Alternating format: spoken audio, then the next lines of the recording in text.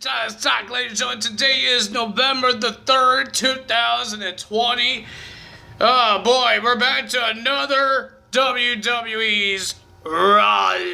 Because, ladies and gentlemen, we didn't got a qualifying match. We got another member on Team Raw. And the women's match, the women's team of Raw is all finished. Lana was the last person to be part of the match.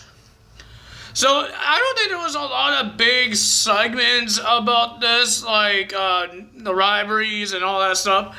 We would talk about the first segment, because I believe that's the only big one they had, and the creepy thing in the Firefly Funhouse, with Alexa Bliss spitting something red. I don't know if it was her tongue or what it was, but it was nasty. Ew, I don't know what it was.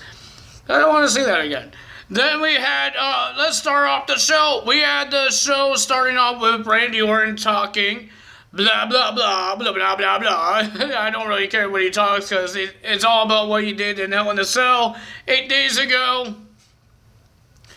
And he talked about a little bit of Survivor Series, about Roman Reigns.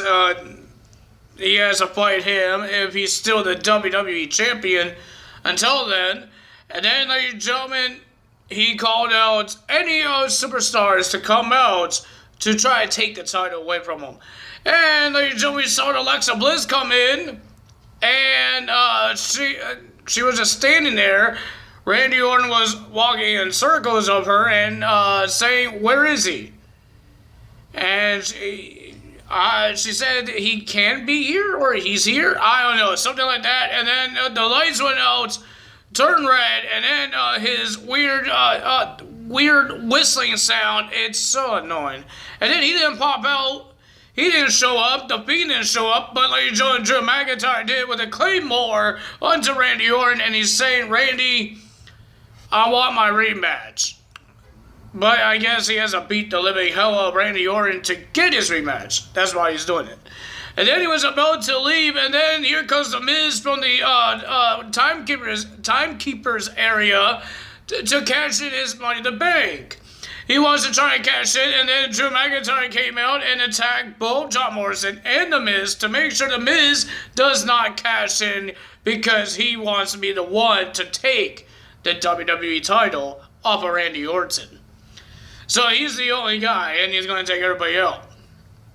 So, ladies and gentlemen, first match of the evening, we had Jeff Hardy versus Elias in a guitar on a pole match. I guess the way to win is to smash the guitar and then you pin him. So it was a pretty decent match, and the winner of that match was Jeff Hardy. He got the guitar. He did not break the guitar, but he smacked Elias off the turnbuckle. He jumped and he smacked it on him, and it looks like Elias was dead or something. But like you he did lose the match to the 1, 2, 3. And then Jeff Hardy did break the guitar on the pole, and like he gets the win. Good job for him. Then we had the women's tag team titles on the line. We had Nia Jax and Shayna Baszler will be versing Mandy Rose and Dana Brooke for the women's tag team titles, with Lana looking on as well. She came to the ring to watch this match, and I guess to ruin the reign of the tag team champions Shayna and Nia, but it didn't work out, because Shayna grabbed her, and then Dana Brooke attacked Shayna outside the ring, because she wasn't focused on Dana Brooke. She was focused on Lana, asking, "What is she doing here?" And then, ladies and gentlemen, then we saw Lana went up on the apron and almost distracted Shayna, because Shayna had the choke on her, and then Dana Brooke had the roll up. And then Shayna kicked out, and then she almost hit Lana. The referee, Dana had the, oh my God, what am I saying? Shayna had a roll up, push Shayna, and then Dana had the roll up, and then the referee was focused on Shayna and Lana, mostly Lana. And then he didn't get the pin, and Shayna gets the choke out, and she wins, and they retain the titles. Man, that was a hard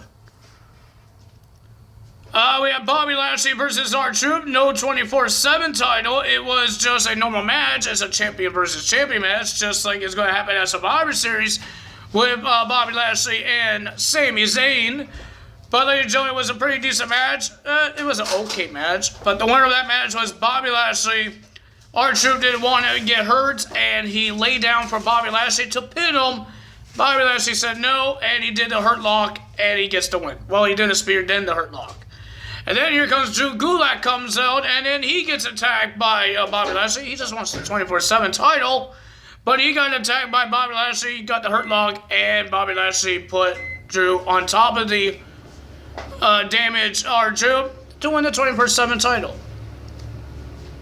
Then we have Braun Strowman versus Keith Lee versus Sheamus in a triple threat match. AJ Styles had a good idea to make this match happen, and ladies and gentlemen, Braun Strowman could beat these two guys. Strowman will qualify to Team Raw. It was a pretty decent match. I enjoyed it, but the winner of that match was Braun Strowman. And AJ Styles still calling himself the captain of Team Raw and asking Keith Lee to shake hands with Braun Strowman. Braun Strowman says, "You don't like me, I don't like you, but we are going to work as a team." And then they shook hands. And then Sheamus didn't want to shake his hand, and then they argued. And then Sheamus says, "I'm not shaking your hand." He gives him a hug. And then, ladies and gentlemen, when Braun Strowman was about to, he was looking away, he got bro kick outside the ring. That makes him go through the ropes. And then Keith Lee attacked Sheamus as well. And then AJ Styles did a drop kick on Keith Lee, and all three guys were outside the ring because they got attacked. Oh boy. Then we had Nia Jax versus Lana. Nia Jax is upset because Lana will almost ruin her reign as a tag team champions. And she wants to ruin her career because she doesn't want Lana in Team Raw. I guess she thinks Lana is going to ruin the team because she's on the team. It was an okay match, not bad, but the winner of that match was Nia Jax, but they weren't done there. They broke Lana Sabbatine into an announce table, so yeah, nobody really cares about that now. Then we had the Hurt Business versus the New Day. We had Cedric Alexander and Shelton Benjamin versus Kofi and Xavier Woods. Pretty decent match, ladies and gentlemen. I thought it was a great match, but the winner of that match was the Hurt Business. Then we had Ricochet versus Tucker. Tucker doesn't have a good ring. It looks like he was wearing trap pants, and you wake up in the morning and you watch some TV, you wear those trap pants. That's what Tucker was wearing. Tucker, I think you will win matches if you did not attack Otis.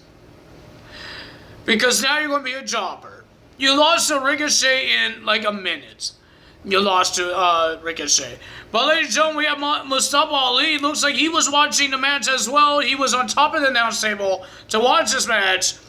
And after the match, when Ricochet wins the match, we got Retribution coming out. They threw Ricochet out of the ring, and then they start beating up Tucker. And they got rid of Tucker, and then they brought Ricochet back in the ring. And then they attacked Ricochet. Mustafa Ali is supposed to be the best friend of Ricochet. Now they're not, and Mustafa Ali has a problem with every friend he has. Then we had our main event. Drew McIntyre versus The Miz and John Morrison in a 2-on-1 handicap match. Pretty decent match. I thought it was a pretty decent match. I normally don't like a lot of handicap matches because it's just boring. But it was a pretty decent match. And the fans were going crazy about it. But the winner of that match was Drew McIntyre doing the Claymore onto The Miz. I think it was on The Miz. And then Randy Orton came out and did an RKO onto Drew McIntyre. And he was posing. And then we heard the laugh. The Fiend's laugh to end Monday Night Raw.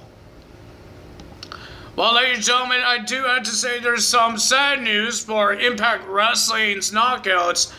Kylie Ray did say that she is done wrestling. She retires wrestling. I don't think she explained why she was at Bound for... I think she did explain why she was at Bound for Glory. But, ladies and gentlemen, it's something about her mentally health. Something like that. I don't know anything, so I'm not going to keep talking about that. I just know that was part of it. And Kylie Ray is now out of Impact Wrestling, and she's not wrestling anymore. That's the sad news, and ladies and gentlemen, hope she's feel better, and hope she gets better. That's all I can say. That's all from me today. If you guys enjoyed this video, hit the like button, leave a comment below. If you guys hear a noise, that's a microwave.